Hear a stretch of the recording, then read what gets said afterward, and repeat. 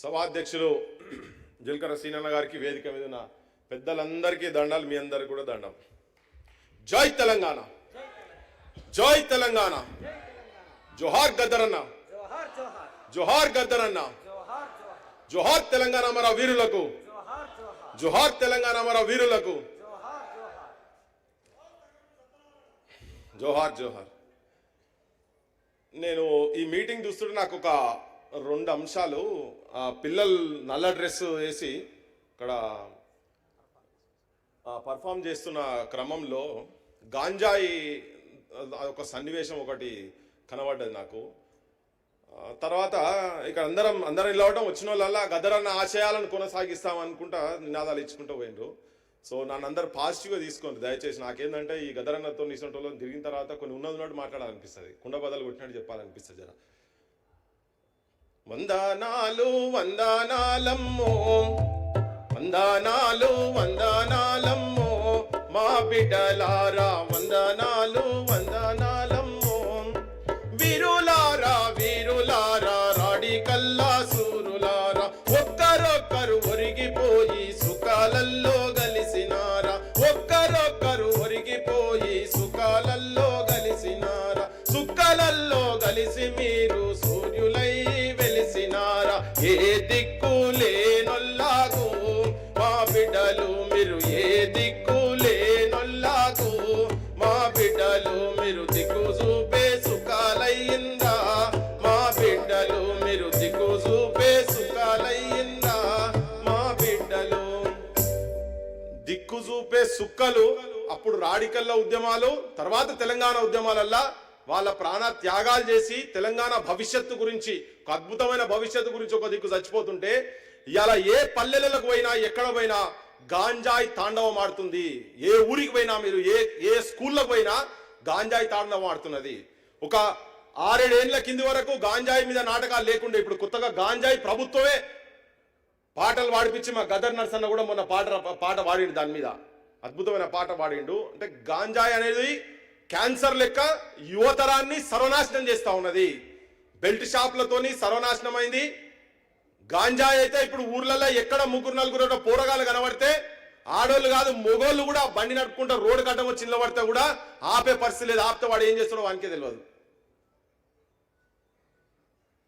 గద్దరన్న తల్లి మీద సిరిమల్లే చెట్టు కింద, సిరిమల్లే చెట్టు కింద లచ్చుమమ్మో లచ్చుమమ్మ, నువ్వు సినవోయి కూసున్నవెందుకమ్మో ఎందుకమ్మా, మోకాళ్ళ మట్టుకు బురదలో దిగబడి ఎద్దోలే వెనకకు ఒక్కొక్క అడుగేసి, నాట్లేసి నాట్లేసి లచ్చుమమ్మో లచ్చుమమ్మ, నీ నడుమంతా ఇరిగిందే లచ్చుమమ్మో లచ్చుమమ్మ అని తల్లి మీద పాటలు పాడితే మనసులో అందరు ఇన్స్పైర్ అయితే, ఇలా తల్లిని తండ్రిని చంపేటువంటి సంస్కారం సైడ్ తీసుకుపోతున్నది ఏంటంటే గాంజాయి, బెల్ట్ షాప్లతో ఉన్నటువంటి మందుతోటి.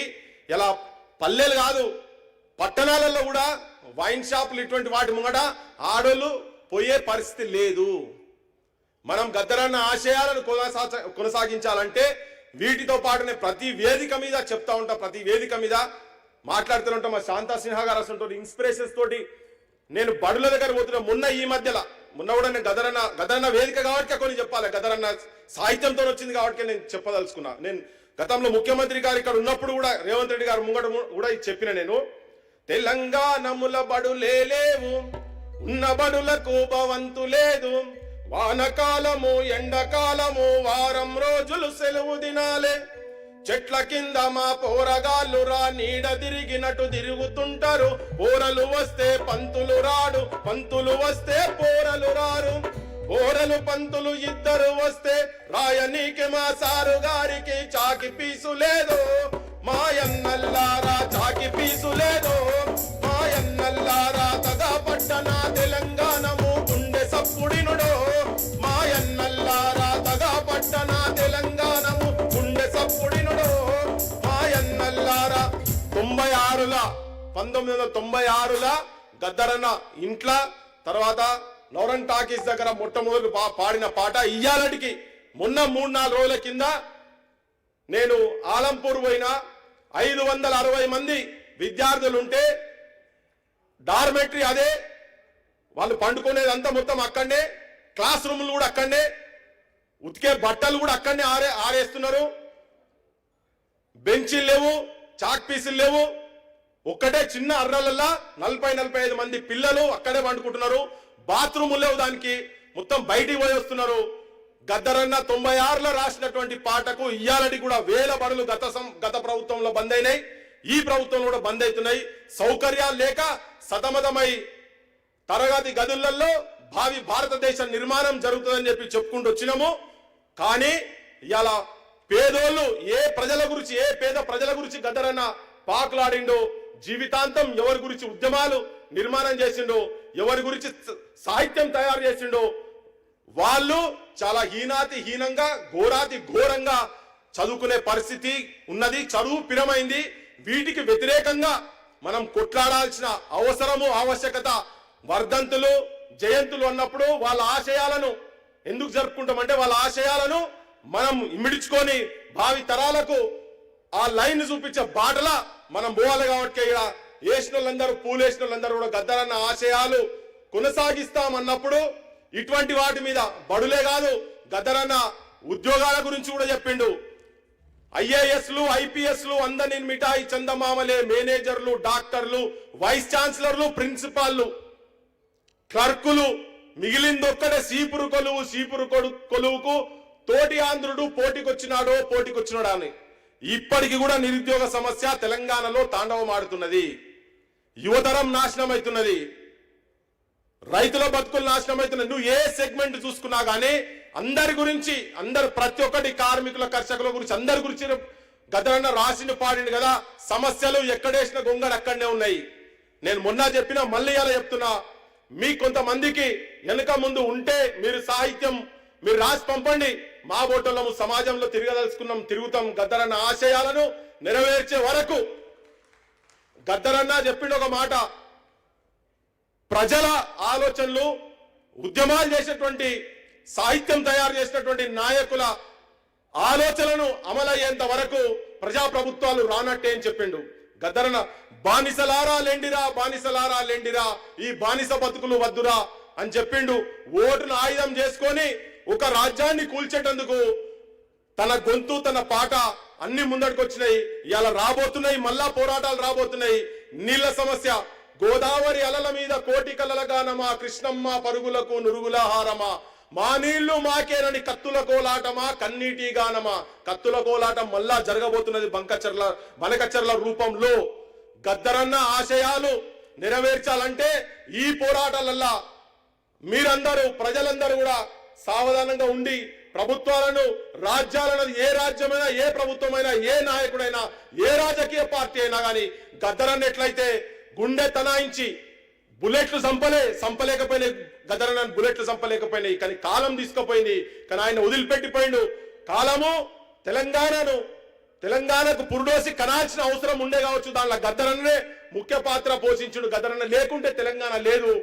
గద్దరన్న సాహిత్యాన్ని చేతిలో పట్టుకొని యువతరం మొత్తం ఈ ప్రాంత, తెలంగాణ ప్రాంత, భారతదేశ విముక్తి సైడు ఇటువంటి నాటకాలు భవిష్యత్తులో జరగకుండా ఉండేటందుకు తల్లిదండ్రులను చంపేటువంటి కుసంస్కారంలో పెరుగుతున్నటువంటి పిల్లలను గద్దరన్న ఆశయాలు, చాలా మంది వేదిక మీద ఉన్నాం, చాలా మంది ఉపన్యాసాలు ఇస్తుంటాం. కానీ మీరు ఒక్కసారి గుండె మీదే చేసుకొని చూడండి, మీ పిల్లల భవిష్యత్తు. సమాజంలో ఉన్నటువంటి చాలా మంది అర్బన్ సెగ్మెంట్ లో కూడా ఇటువంటి పిశాచాలై తిరుగుతున్నాయి.